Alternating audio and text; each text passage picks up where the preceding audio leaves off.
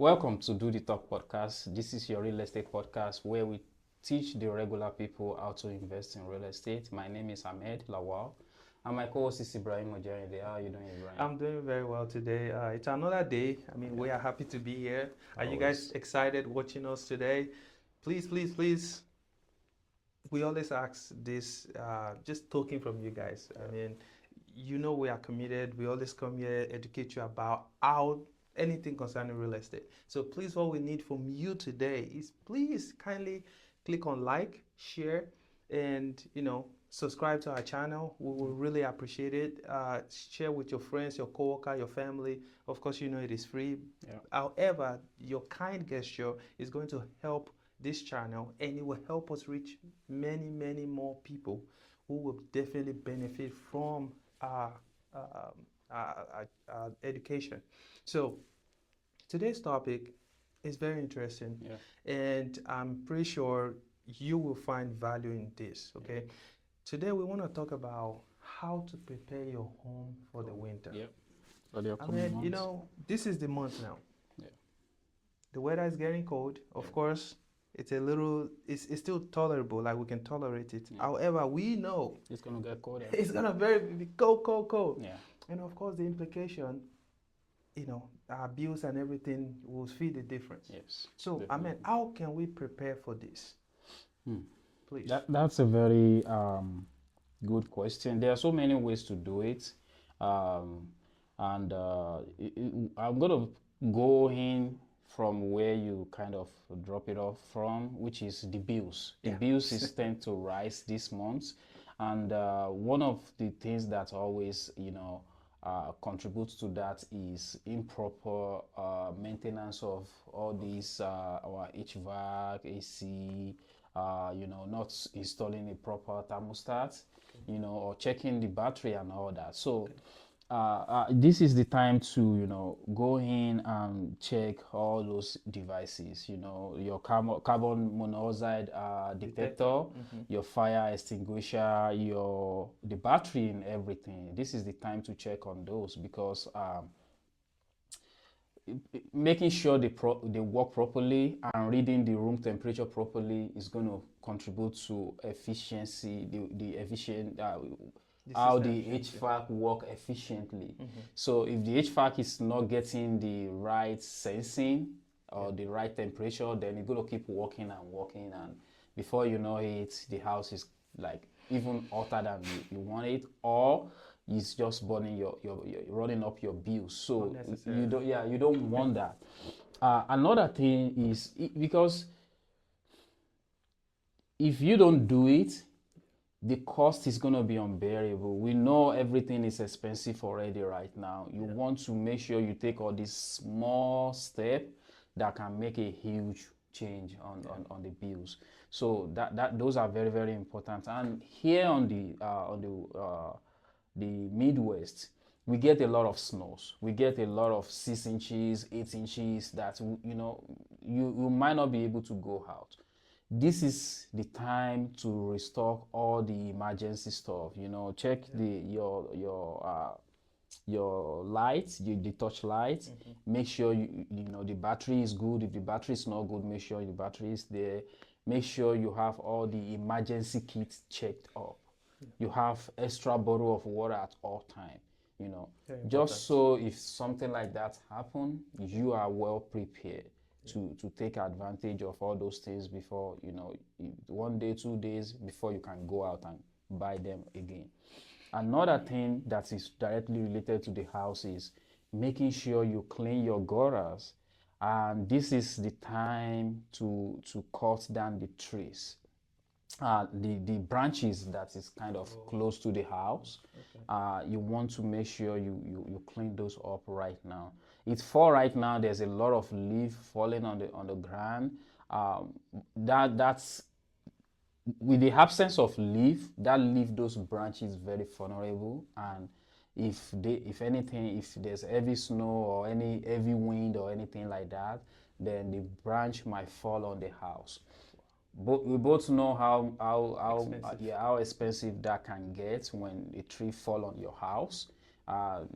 Damage to your roof, even the structure. and for you to cut the tree, you know, you can just cut the tree right now and avoid all those unnecessary expenses. But then if you don't, then the tree can fall on your house, damage your roof, damage electrical system in the house, damage plumbing, damage the structure of the house. There's just so many risks that associate with that. So if you have any tree that goes over your house right now, you know, this is the time to trim it down, spend a couple of $100, a couple of dollars, and you know, reduce the risk of spending 1,000, 10,000, 15,000 at the end. So those are the little that, you know, come to me right now. Ibrahim, is there any addition to all these things that our people can do to minimize the risk in winter? Yes, yes. Thank you for sharing all this valuable information, because the truth is, it sounds like it's a common thing, but really a lot of us don't even think about it. Yes. Before the winter. You know, we don't even think about until when the we see the effect, which is our bills has gone up for like $200 or $150. Yeah, you're expecting $100, you see 300. Then you like, hold on, what happened? They Yes. say, well, it's because your door or the tree close to your house is causing the gutter to, is blocked, and there's a lot of maybe mold or algae growing close to your foundation, and water seeping into your house, or your window, there's a lot of air going in. So what am I saying? We want you to be proactive, and that is why we are here today, to talk about what you can do to prevent it not being reactive when it's already there. Okay, so Ahmed has mentioned a lot of things that you can do. I'm just going to add to it. Look, we all know that when there's a open gap between your window, there are a lot of airs going to come in. Okay, now as air coming in, it means the cold air is coming in during the winter or the fall. Now hot air is going out at the same time, so technically you are losing your heat. And what will happen to the system is going to keep running, because the system, because you don't forget, you set it to a particular temperature, maybe like 80, 75, 60, whatever temperature you set it to. Now the system has to try to meet that temperature that you have set, which is it's going to run for longer time to catch up with that temperature. That is if it catch up. If the gap is so minimal, if it's not so huge, it will definitely catch up, but it will run longer compared to if the gap is sealed, no air is going out. Then it means it won't, the system, the HVAC wouldn't have to run for so long for it to get to that temperature that you set it to. Now, long story short, every minute that this furnace is running longer than what it should be, it means extra electricity bill or extra gas bill. Because it's just extra money for the utility companies. So what can you do? I bet you it is cheaper to buy a strip, a weather strip, and close the gap, or get a caulk and caulk it and close the gap, than paying that extra money to the electricity company. And not to talk about your system overworking. It's like you driving. You have a road 5 miles to where you are going, but there's another road that you can take that is 30 miles, but you choose to go to that 30 miles to get you where you are going. Now, besides the gas, you're also killing your engine gradually, because we all know that it's mileage. The mileage tells us how much the car has run or the vehicle has run. It's the same thing with the furnace. So if you're letting your furnace run too long before they get to the destination, besides the monthly payment, you are also weakening the system. It tends to break down very soon. Yes, because it's running constantly. So, long story short, try to be efficient. Get that weather strip, cover the gap, get caulking, caulk the open area so that water or air will not come in. Now, let's talk about the plumbing side. Your faucet, at the water spigot outside. During the summer, during the fall, it is okay for it to be, water in the line and everything. It's okay, because as long as the temperature is a room temperature and normal temperature, it's fine. But when it's temperature change to like when we are in the winter, when it's negative or it's getting close to negative, the water can actually freeze and bust it. Can get busted. So what do? What you need to do, you turn off the line, which is usually they label it as spigot or outside line or hose water or anything. Just make sure the line that goes, the water that goes outside, you turn it off. When you turn it off at the short of area, when you shut it off, then you go outside and make sure that you turn on the spigot, let all the water come out. When all the water comes out, make sure the line is empty. When the line is empty, you turn it off, you take out the hose. If you have a hose, the garden hose, whatever, take it out. The water is completely out. It means the line is free of water. So even when the temperature goes negative, there will be no water in the line. So it can freeze.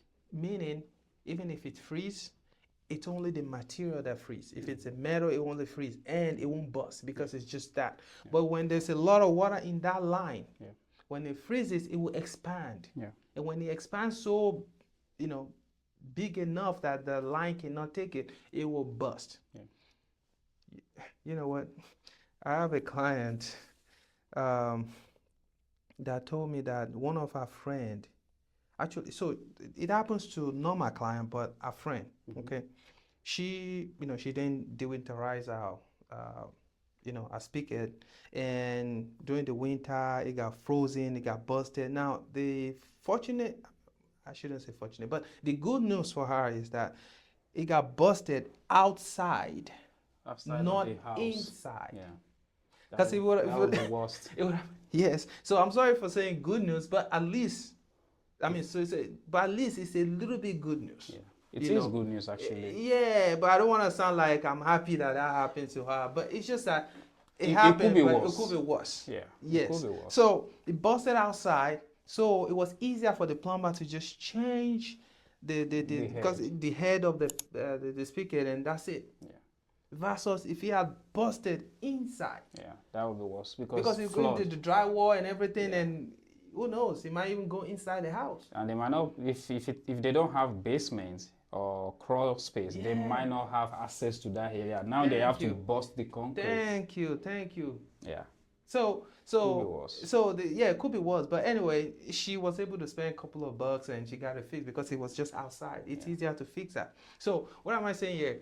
We have seen it. It happens to people. So you don't want to take that chance. Try to winterize your house. Now, the last one I'll add to this is it.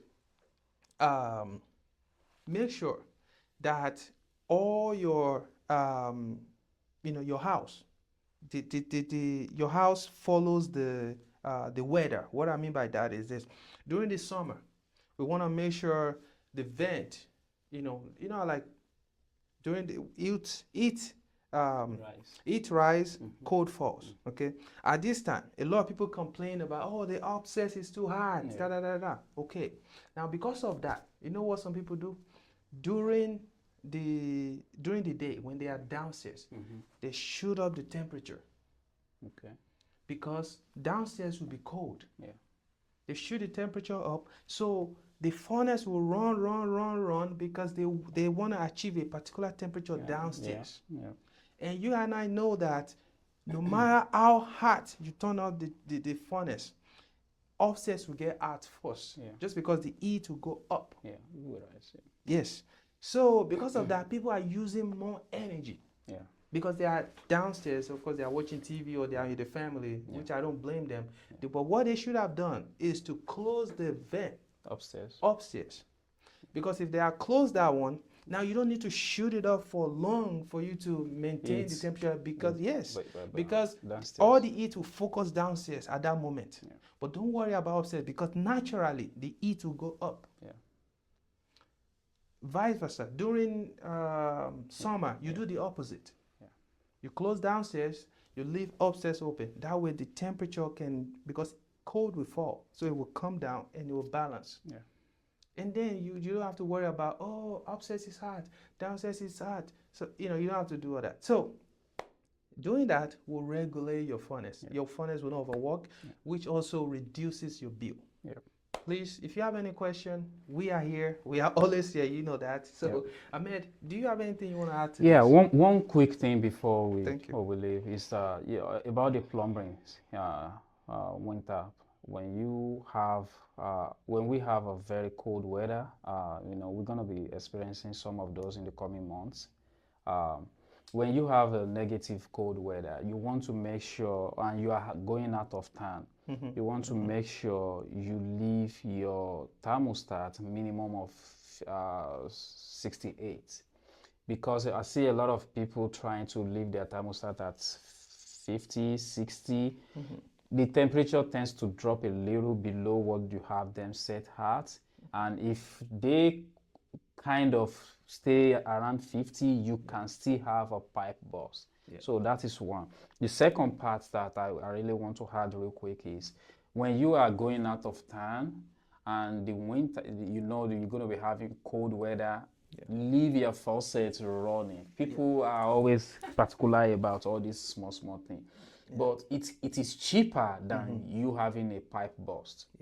So leave your faucets dripping, not running, sorry, just dripping. dripping like once in every 3 or 5 seconds. Pump, pump, pump.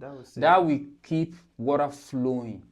And if there's no stationary water, then they won't freeze up and there won't be any pipe burst. So all these things we are seeing, it's because one way or the other we have experienced it or we've seen people experience it. And it can be costly. We don't want you to experience all these things during this time because we know it's not even easy to get that money out there right now. Not to talk of spending it on something that is emergency. That is preventable. Yeah. So very good word to use. Preventable. It is very, very preventable, and that is why we are saying all this upfront. So I think that is everything for me. Yeah, I mean, pretty much we have touched all the major things that people need to focus on. So if you have any question or any suggestion on what you would like us to address, because pretty much anything concerning real estate, you have us here. We are experienced in real estate management, real estate sales, real estate, even new builds, sales, anything, So we are happy to answer your questions and, also work on your constructive criticism. So we are open to that. Ahmed, if they want to reach out to you, of course, people are every day and day, we all want to get out of this 9 to 5 craziness and we want to get into an investment. Of course, it's also scary with the information out there, buy, don't buy, this rental is no more cash flow, everything, the tenant will not pay, you have to fix toilet every day, it's just scary. So how can you help people, or how can people reach out to you?